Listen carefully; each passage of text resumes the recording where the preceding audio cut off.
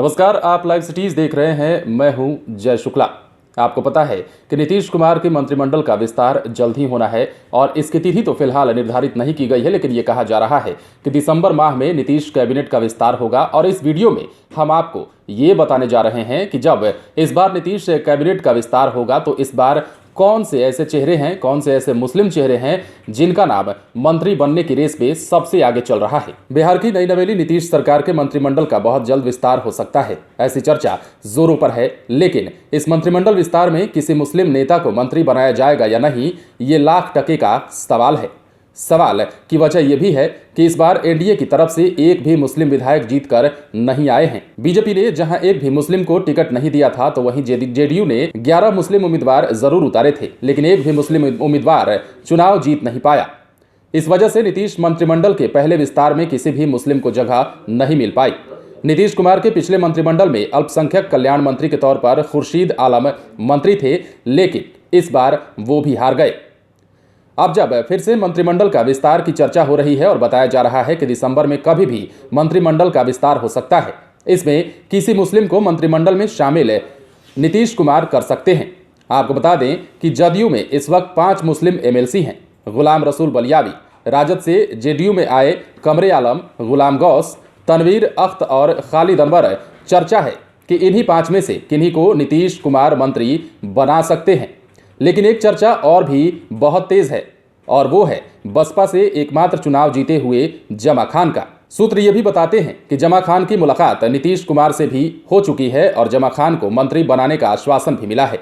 लेकिन शर्त यह भी है कि पहले जमा खान जेडीयू में शामिल हो जाएं।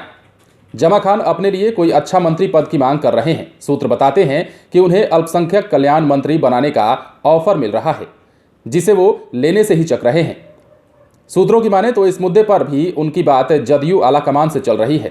दरअसल जदयू के लिए ये चुनाव बहुत बड़ा झटका लेकर आया है। सीटों की संख्या तो कम हो ही गई है, उम्मीद के मुताबिक मुस्लिम वोट भी नहीं मिलना बड़ा झटका है। सियासी जानकार बताते हैं कि इसके बावजूद नीतीश कुमार किसी मुस्लिम को मंत्री बनाकर मुस्लिम वोटरों को बड़ा मैसेज देने की कोशिश कर सकते हैं। राजनीतिक हलकों में चर्चा यह भी है कि राजद के वरिष्ठ नेता और बड़े मुस्लिम चेहरे अब्दुल बारी सिद्दीकी पर भी जदयू आलाकमान की नज़र है, जो इस बार विधानसभा चुनाव हार गए हैं।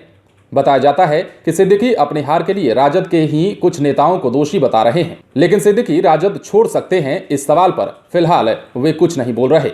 जदयू के सूत्र बताते हैं कि लगातार इस कोशिश में हैं कि सिद्दीकी जदयू में आ जाएं और एमएलसी बनाकर उन्हें मंत्री बनाया जा सकता है, ताकि न सिर्फ राजद को झटका दिया जाए बल्कि सिद्दीकी को बड़े मुस्लिम चेहरे के तौर पर बढ़ाया जाए। लेकिन इस पर कोई भी जदयू का नेता कुछ भी बोलने को तैयार फिलहाल नहीं है। इसके पहले जदयू की तरफ से सिद्दीकी को जदयू में शामिल होने का ऑफर मिल चुका है, लेकिन तब और अब के हालात में काफी फर्क आया है।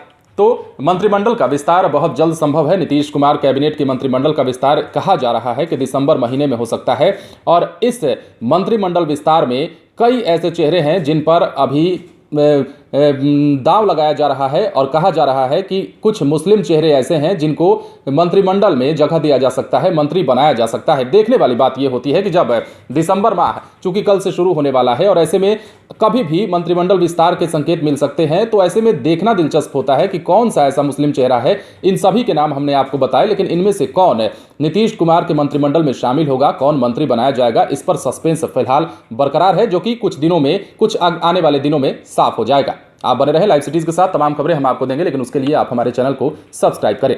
अगर आप ये वीडियो फेसबुक पर देख रहे हैं तो पेज को लाइक करें। इसके अलावा आप हमें ट्विटर पर जरूर फॉलो करें। धन्यवाद।